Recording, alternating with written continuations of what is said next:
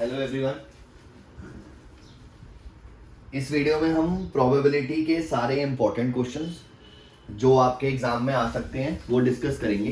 Probability chapter 13 class 12, ठीक है, जो बोर्ड एग्जाम्स अभी होने वाला है मैथ्स का, उसके लिए प्रोबेबिलिटी के एनसीईआरटी में जितने भी इंपॉर्टेंट क्वेश्चंस हैं वो मैं डिस्कस कर रहा हूँ। सबसे पहले page number 534, page number 534, example number 2। आप लोग बुक लेके बैठोगे तो ज्यादा बेटर रहेगा क्योंकि क्वेश्चन लिखने का यहाँ पे टाइम नहीं होगा, तो मैं क्वेश्चन सिर्फ बता रहा हूँ। A family has 2 children, what is the probability that both the children are boys given that at least one of them is a boy. A family has 2 children, what is the probability that both the children are boys given that at least one of them is a boy। तो simple सी चीज है, conditional probability का question है। Simple सा तरीका होता है कि जिसकी प्रोबेबिलिटी निकालनी है उसको ए लेट कर लो और जो आपको गिवन है उसको बी लेट कर लो, सो दैट आप ए बाई बी की प्रोबेबिलिटी निकाल सको। ठीक है, तो मैं अभी पूरा लिख नहीं रहा, मैं सिर्फ मतलब बता रहा हूं आपको। अगर मैं सैंपल स्पेस बनाता हूं, 2 boys, boy girl, girl boy और गर्ल गर्ल, ये सैंपल स्पेस बनेगा। ए मैंने लेट कर लिया जिसकी प्रोबेबिलिटी निकालनी है, दैट इज बोथ बॉयज, और बी मैंने लेट कर लिया जो मुझे गिवन है, at least one of them is a boy, at least one of them is a boy. तो अब आप खुद देखो, ए का मतलब हुआ बी बी और बी का मतलब हुआ बी बी, बी जी और G B. A intersection B में बी कॉमा बी आएगा। Probability of A by B का फॉर्मूला होता है probability of A intersection B divided by probability of B. Intersection में एक एलिमेंट है, टोटल 4 है, बी में 3 एलिमेंट है, टोटल 4 है, तो प्रोबेबिलिटी ए बाय बी आ गई 1/3। This is example number 2, page number 534। Next पर आते हैं, पेज नंबर 537 पर, पेज नंबर 537, एग्जांपल नंबर 7। इसके अंदर लिखा हुआ है consider the experiment, please book लेके बैठो ज्यादा बेटर रहेगा। Consider the experiment of tossing a coin, एक कॉइन टॉस किया, अगर हेड आता है तो दोबारा से टॉस किया, और अगर टेल आता है तो एक डाई को रोल किया। क्लियरली यहां पर जो हमारे आउटकम्स हैं, जो हमारे यहां पर आउटकम्स हैं, जो एलिमेंट्री इवेंट्स हैं, वो इक्वली लाइकली नहीं है, इक्वली लाइकली नहीं है, ध्यान रखना। ठीक है, इक्वली लाइकली नहीं है, इसलिए सबकी प्रोबेबिलिटीज डिफरेंट होंगी। तो इसको लिख रहे हैं 1/2, इसको लिख रहे हैं 1/2, हेड और टेल आने की प्रोबेबिलिटी। जब ये और हेड टेल आएगा तो 1/4 1/4 हो जाएगा, दैट इज 1/2 इंटू 1/2, 1/2 इंटू 1/2। अब ये टेल आने की प्रोबेबिलिटी 1/2 है, तो इस 1 के आने की प्रोबेबिलिटी होगी 1/12, मतलब 1/2 इंटू 1/6। सिमिलरली सबकी प्रोबेबिलिटी 1/12 रहेगी। तो देख लो, डिफरेंट डिफरेंट प्रोबेबिलिटीज मैंने सबकी बता दी। पहले वाले हेड आने की 1/2, टेल आने की 1/2। इस हेड के बाद जब दोबारा हेड आ रहा है 1/4, टेल आ रहा है 1/4। इस टेल के बाद जब 1 2 3 4 5 6 आ रहे हैं, सबकी प्रोबेबिलिटी 1/12 होगी। क्वेश्चन में लिखा हुआ है find the conditional probability of the event that the die shows a number greater than 4। तो ए मैंने ले लिया number greater than 4, greater than 4। इसका मतलब ए में क्या क्या आउटकम्स आएंगे, T5 और T6, ये T5 और T6। और जो B है वो हमें गिवन होता है, वो लेना होता है, तो मैंने B ले लिया आपका, जो B दिया हुआ है, लिखा हुआ है एटलीस्ट 1 टेल, एटलीस्ट 1 टेल। तो B में कौन कौन से आएंगे हमारे पास, यहां पर टेल आ रहा है एक तो ऊपर HT, और उसके बाद T1, T2, T3, T4, T5 and T6। फिर से वही सेम काम, कॉमन निकाल लिया, that is T5 and T6। Probability of A by B निकालनी है, which is probability of A intersection B divided by probability of B। Intersection में ये 2 हैं हमारे पास, और 2 एलिमेंट्स की प्रोबेबिलिटी अलग अलग दे रखी है, 1/12 और 1/12। और नीचे B में हमारे पास 1 2 3 4 5 6 7 एलिमेंट्स हैं, सबकी प्रोबेबिलिटी हमने अलग अलग ऊपर लिखी ली है। तो ये सबकी प्रोबेबिलिटीज को हम लास्ट में ऐड कर देते हैं, 1 2 3 4 5 6 7। तो दिस इज 2/12 और नीचे 9/12, तो फाइनल आंसर आया 2/9। ध्यान रखना, ऐसा सिर्फ तभी करते हैं जब एलिमेंट्री इवेंट्स की जो प्रोबेबिलिटी होती है वो इक्वली लाइकली ना हो। जैसे हेड और टेल, हमने कॉइन टॉस किया हेड और टेल, तो दोनों हेड की और टेल के आने की जो प्रोबेबिलिटी है वो इक्वल होंगी, दे आर इक्वली लाइकली, कोई भी आ सकता है। इसके अंदर ऐसा कुछ नहीं होता जब एक्सपेरिमेंट्स होते हैं। तो एक्सपेरिमेंट्स में जो पी ई इंटरसेक्शन एफ और पी एफ की प्रोबेबिलिटीज है वो उसी के अकॉर्डिंगली कैलकुलेट की जाती है, जैसा मैंने आपको यहाँ पे बताया है। तो इस चीज का आप लोगों ने ध्यान रखना है, ठीक है। नेक्स्ट पर आते हैं। एक्सरसाइज में मैंने क्वेश्चन नंबर 10 मार्क कराया हुआ था, एक्सरसाइज 13.1 क्वेश्चन नंबर 10, ध्यान से देखना।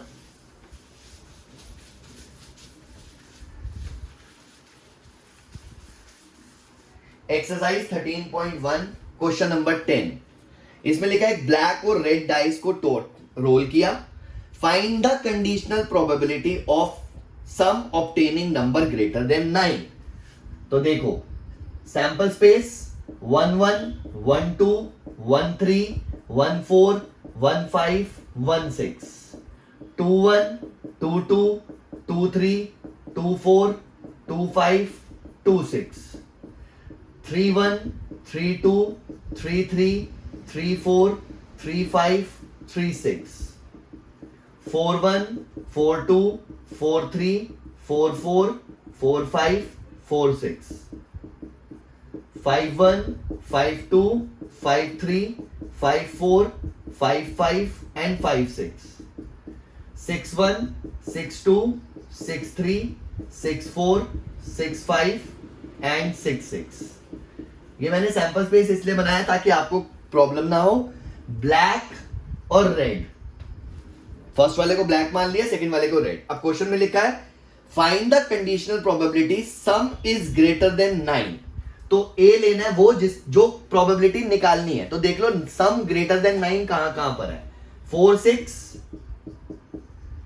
उसके बाद 5 5 5 6 6 4 6 5 6 6, इक्वल टू 9 नहीं बोला, ग्रेटर देन 9 बोला है। और given that black dye resulted इन 5, देख लो बी हमें लेना जो गिवन होता है, ब्लैक का मतलब फर्स्ट वाला डाई, रिजल्टेड इन 5, 5 1 5 2 5 3 5 4 5 5 और 5 6।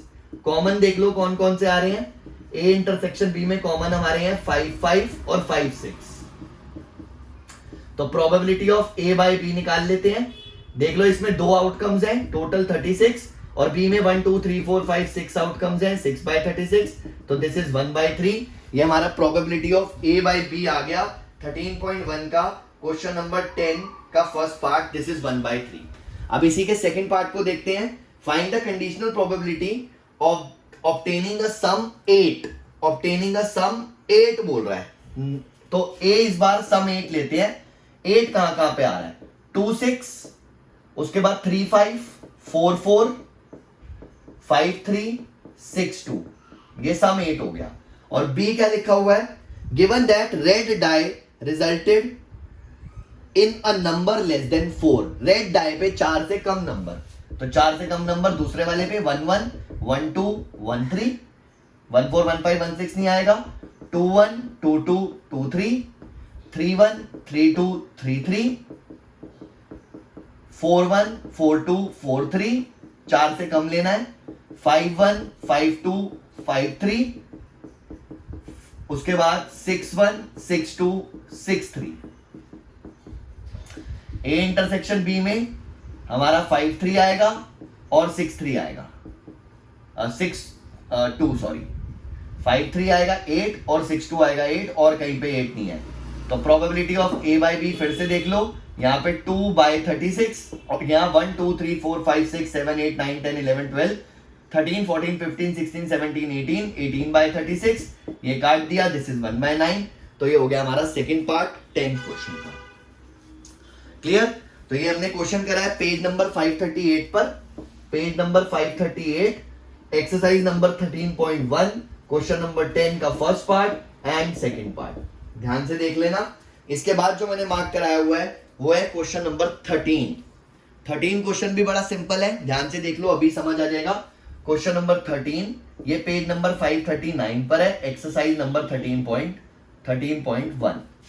इसमें लिखा है N instructor has a question bank जिसमें 300 इजी ट्रू फॉल्स, 300 क्वेश्चन है इजी ट्रू फॉल्स और 200 डिफिकल्ट ट्रू फॉल्स, 200 है डिफिकल्ट ट्रू फॉल्स। उसके बाद 500 easy multiple choice, 500 easy MCQs और 400 difficult MCQs, 400 difficult MCQs. Question क्या लिखा है? If a question is selected at random, what is the probability that it will be an easy question. तो a easy question की बात कर रहा है, ठीक है। ए का मतलब हो गया इजी, तो इजी हमारे पास ये भी है और ये भी है, तो ये ए में ये सब आ गए। आगे बोल रहे हैं given that it is a multiple choice question, तो बी है मल्टीपल चॉइस क्वेश्चन, ये हो गए मल्टीपल चॉइस क्वेश्चन, ये भी बी, ये भी बी। कॉमन देखो क्या आ रहा है, कॉमन आ रहा है इजी मल्टीपल चॉइस, तो ए इंटरसेक्शन बी का जो नंबर है वो आएगा 500, सिंपल सी चीज है, ठीक है। और बी का जो नंबर है वो आएगा 5 और 4 900। Probability of A by B निकालना है, which is probability of A intersection B by probability of B. तो ए इंटरसेक्शन बी में 500 थे और टोटल 900 और 500 1400, और बी में कितने थे 900 900 है, गलती से 4 लिख लिया, 5 और 4 900 डिवाइडेड बाय 1400, ये भी काट दिया, तो यहां से प्रोबेबिलिटी आ गई 5/9। तो this is question number 13। Clear हो गया? This is question number 13। Next पर आते हैं, अगला इंपॉर्टेंट जो मैंने बता रखा है, अगला इंपॉर्टेंट है पेज नंबर 545 पे एग्जांपल नंबर 13, 545 एग्जांपल नंबर 13, ध्यान से देखना। पेज नंबर 545 निकाल लो फटाफट से, page number 545 example number 13, important mark कराया हुआ है मैंने ये भी, और एग्जांपल नंबर 14 भी है, दोनों करेंगे एक एक करके। इसमें लिखा है E and F R independent, E and F R independent, इसका मतलब हो गया ई इंटरसेक्शन एफ जो है वो probability of E intersection F is P into P F, ये हमारे को गिवन है। प्रूफ करना है कि ई और F not are also independent, तो टू प्रूफ कि probability of E intersection F not, E और एफ नॉट भी इंडिपेंडेंट है, मतलब हमें ये प्रूफ करना है कि P E intersection F not जो है वो P into P F not है। अच्छा, एक वेन डायग्राम बनाते हैं।